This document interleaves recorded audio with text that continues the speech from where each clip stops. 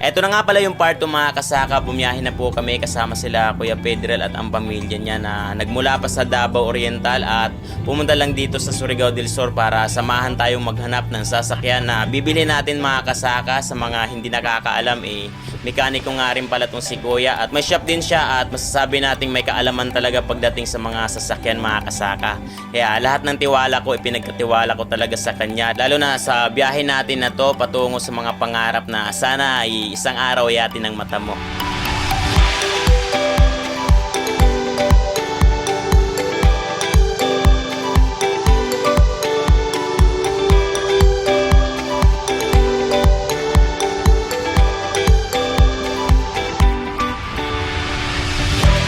Nga mga kasaka, patungo na po kami sa Dipolog City na almost 15 hours po talaga yung biyahe at sa Bayugan, Butuan City to Cagayan nga kami dumaan at dito na kami sa Iligan City nagpalipas ng gabi at di na nga ako nakapag-video sa tinulugan namin kagabi kasi sobrang nakakapagod na po talaga sa biyahe. Kinaumagahan nga eto tuloy naman po kami sa biyahe at nakakapagod man na nangangawit na yung mga puwet namin sa upuan kahit papano nai-enjoy naman namin yung lakad, lalo na yung pagdaan namin dito sa tulay na to na isa sa mga mahabang tulay na nadaanan ko talaga dito sa Mindanao mga kasaka. Ang Pangil Bay Bridge daw to na di ko alam kung tama ba ako, pero basta grabe, sobrang ganda at napakasaya po talaga dito na sa talambuhay ko ngayon ko pa lang po talaga na-enjoy tong gaya neto kasi more on trabaho po talaga tayo at taong bukid po kasi talaga ako.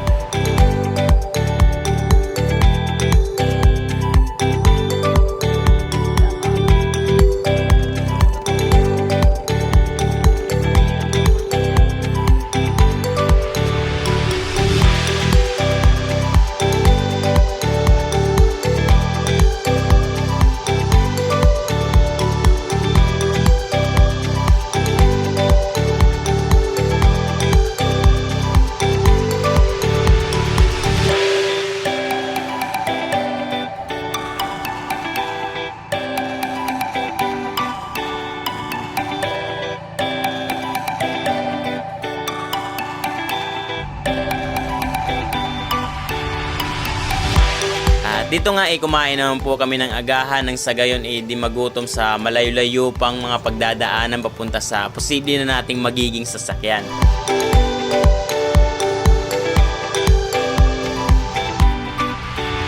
At matapos nga ang mga 15 hours siguro na biyahe, andito na po kami sa bahay nila Sir mga kasaka at andun nga daw sila sa kabila at ang sasakyan. Kaya ayun, dito kinakabahan na ako kasi paparating na sila.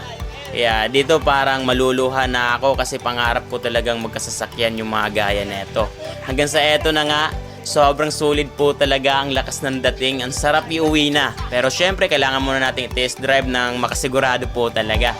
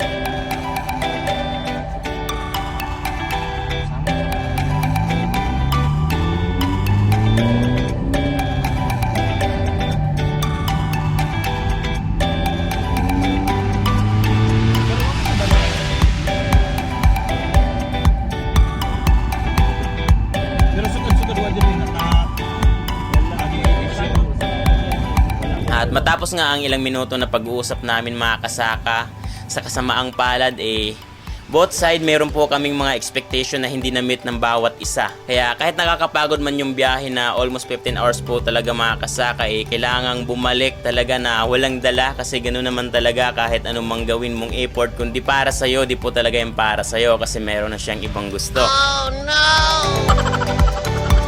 At ayun na nga mga kasaka, umabante naman po kami pa Cotabato para sa isang unit na naman na titingnan namin mga kasaka. At abangan bukas mga kasaka, sana lang talaga eto na kasi another 7 hours naman po yung biyahe namin patungo dun sa Cotabato mula dito sa Dipolog City. At sobrang nakakapagod na po talaga, kaya sana talaga eto na. Abangan nyo po bukas mga kasaka. Huwag mong piliting, gustuhin ka na